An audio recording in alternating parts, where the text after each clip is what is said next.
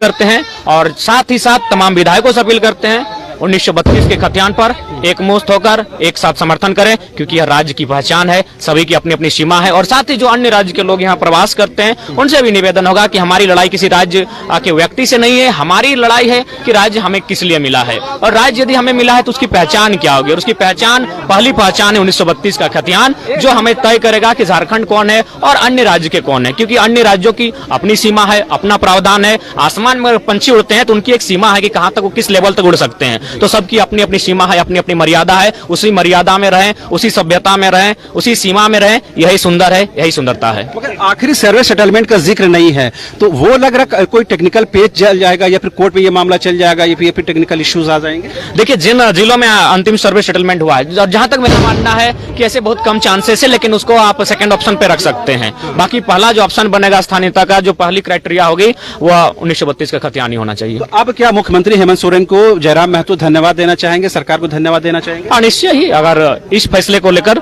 सरकार के इस निर्णय का स्वागत करते हैं, उनका समर्थन करते हैं। पूरे आंदोलन के दौरान जयराम महतो सेंटर में रहे, आपकी आलोचना हुई सदन के अंदर सदन के बाहर, तो क्या लग रहा है वो सब भुला करके अब एक मंच पर आकर लड़ाई लड़ने की जरूरत है, आगे बढ़ने की जरूरत है? अब राज्य का खुशहाल कैसे होगा, और निश्चय ही काफी ट्रोल झेलें, काफी, और 8 महीने से अगर व्यक्तिगत बात की जाए तो अभी सूचना मिली कि मेरी माँ 3 बार अस्पताल जा चुकी है, लेकिन हम देखने तक नहीं जा पाए हैं। आज 28 दिनों से घर से बाहर हैं।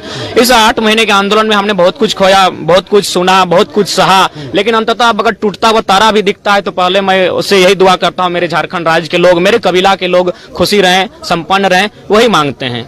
आज क्या आपको भावुक करने वाला दिन लग रहा है? हाँ, निश्चय ही कहीं ना कहीं ये भावना है। और हमारे शहीद कि शहीदों, जब जब तुम्हारी याद आती है थोड़ी बहुत हमें रुलाती है, याद तुम्हारी आकर व्याकुल हो उठता है मन, तुम शहीदों को बार बार नमन, तुम्हें सत सत नमन, बार बार नमन। तो निश्चय ही जो शहीद हमारे शहादत देकर गए, आज उनके योगदान रहा राज्य बनाने का, और उनके पदचिन्हों पर चलकर, उनके रास्ते पर चलकर हम लोग खतियान की लड़ाई को लड़े हैं। आगे भी जो भी लड़ाइयां होंगी उनके रास्ते पर चलकर हम लोग लड़ने का काम करेंगे कि जीत पक्की है, कुछ करना है तो डटकर चल, जमाने से जरा हटकर चल, लीक पर तो सभी चलते हैं, कभी इतिहास बदल कर चल। बिना काम के मुकाम कैसा, बिना मेहनत के दाम कैसा, जब तक ना मिले मंजिल राहों में राही आराम कैसा।